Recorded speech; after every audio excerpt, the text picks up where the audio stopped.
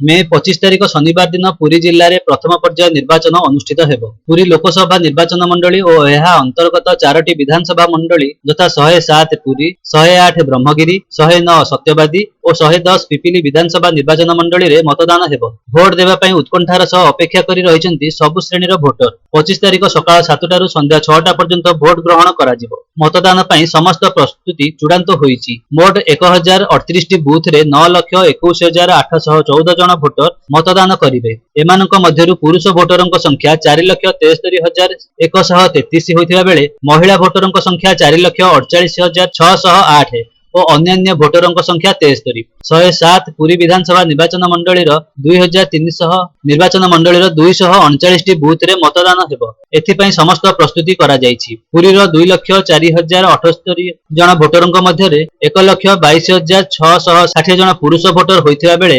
1,17,371 जन महिला भोटर और 47 जन अन्य भोटर अछंती। सेही भली 108 ब्रह्मगिरी विधानसभा निर्वाचन मंडलीर 271 टी बूथ रे 2,28,842 जन भोटर मतदान करिवे। सेमानक मध्यरु 1,17,501 जन पुरुष भोटर होइथिबा बेले 1,11,329 जन हेउचंती महिला भोटर। 12 जन अन्य भोटर एही निर्वाचन मंडली रे रहिचंती। 109 सत्यवादी विधानसभा निर्वाचन मंडली रे 254 टी बूथ रे 2,14,932 जन भोटर थिबा बेले सेमानक मध्यरु 1,10,904 जन हेउचंती पुरुष भोटर, 1,04,020 जन महिला भोटर और 8 जन अन्य भोटर रहिचंती। 110 पिपिली विधानसभा निर्वाचन मंडली रे 234 टी बूथ माध्यम रे 2,37,692 जन मतदाता सेमानक गणतांत्रिक अधिकार साब्यस्त करिवे। मोट मतदातांक मध्यरु 1,22,068 जन पुरुष भोटर होइतिबा बेले 1,15,888 जन महिला और 6 जन अन्य भोटर अछंती। इति मध्यरे प्रिजाइडिंग और पोलिंग ऑफिसर माननकु